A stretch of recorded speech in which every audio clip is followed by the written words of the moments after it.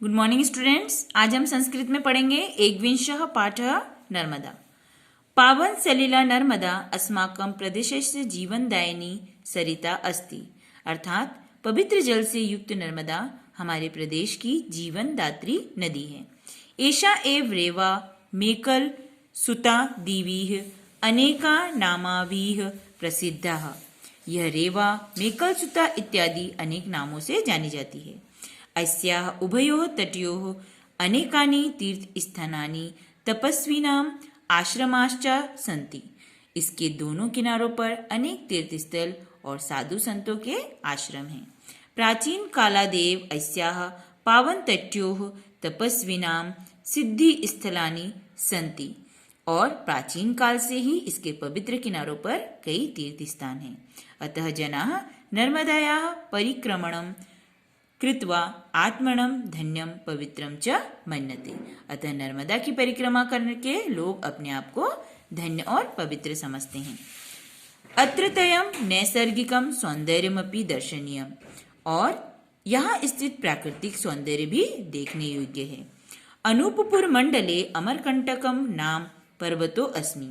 अनूपपुर जिले में अमरकंटक नामक पर्वत है। ततएव नर्मदा प्रादुर्भवती। वहां से नर्मदा का जन्म होता है। तदंतरम एषा गहनारण्येषु उत्तुंग पर्वतेषु च भ्रमणं कुर्वीति डिंडोरी मंडलम प्रविशति। अर्थात तत्पश्चात वह घने जंगलों से और ऊंचे पर्वतों पर बहती हुई डिंडोरी जिले में प्रवेश करती है। डिंडोरीतः सर्पाकार गत्या उच्चावच मार्गेन महाराजपुरम प्राप्नोति। और डिंडोरी में टेढ़ी मेढ़ी गति से ऊंचे नीचे मार्ग से महाराजपुर पहुंचती है। ततः जाबलीपुरम आगच्छति। उसके बाद वह जबलपुर आ जाती है। श्वेत शिला खंडा नाम कृते अति प्रसिद्धे भेड़ाघाट नामके स्थाने धूमधार जल प्रपात स्वरूपम धार्यति। तद अवलोकनार्थम बहवः पर्यटकाः अत्र आगच्छन्ति।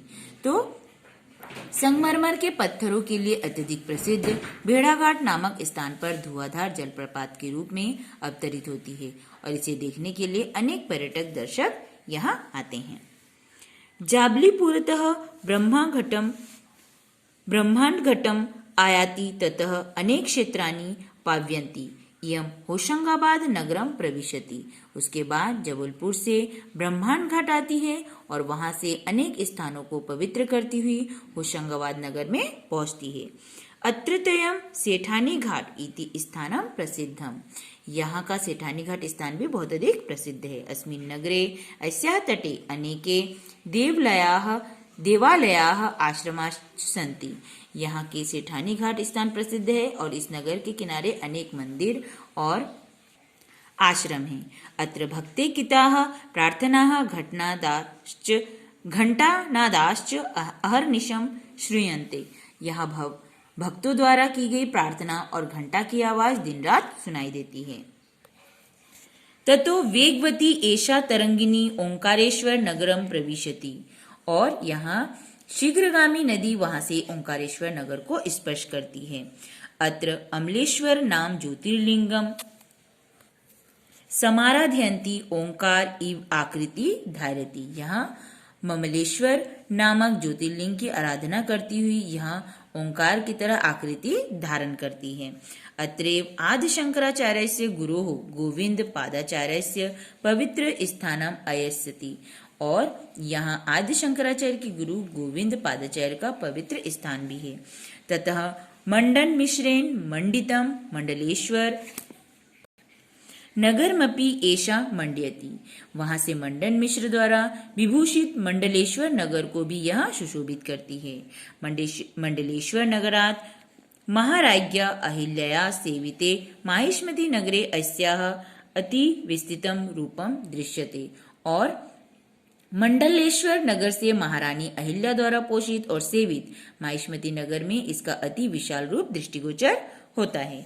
पश्चात खलघाटे शूल पानेश्वर रादीनी स्थानानि सिंचन्ति। सा गुर्जर प्रान्तस्य भृगु कच्छ नगर समीपे अरब सागरे विल्यते। तत्पश्चात खलघाट पर शूल, पानेश्वर इत्यादि विभिन्न स्थानों को सींचती हुई नदी गुजरात प्रदेश के भरूच नगर के निकट ही अरब सागर में विलीन हो जाती है। नर्मदा नद्यामेव वर्गी, इंद्रासागर, सरदार सरोवर रादयः बहवः बंधाः निर्मिताः सन्ति।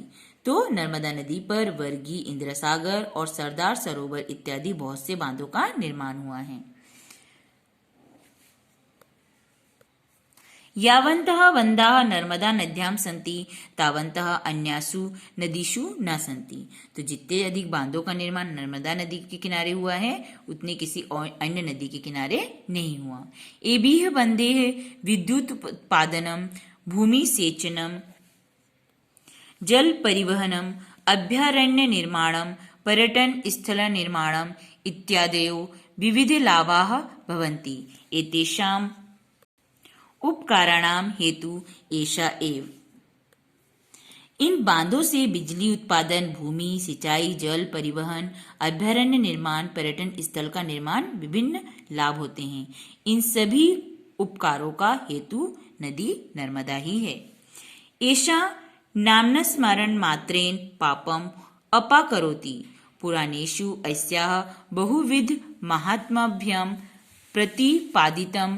कालिदासेन नापि मेघदूते अस्याः सौन्दर्यं महात्म्यं च वर्णितं। धन्या एषा भूमिः यत्र रेवा राजते। अर्थात इसका नाम स्मरण करने मात्र से पाप नष्ट हो जाते हैं। पुराणों में इसकी बहुत ही महिमा बताई गई है। कालिदास ने मेघदूत में इसके सौंदर्य और महिमा का वर्णन किया है। धन है यह भूमि जहाँ नर्मदा नदी सुशोभित है। तो आज हमने 21वां पाठ नर्मदा समाप्त कर लिया है। तो आज आपको इस पाठ को 2 बार रीड करना है और इसके जो प्रश्नोत्तर हैं वो हम नेक्स्ट पीरियड में लिखेंगे।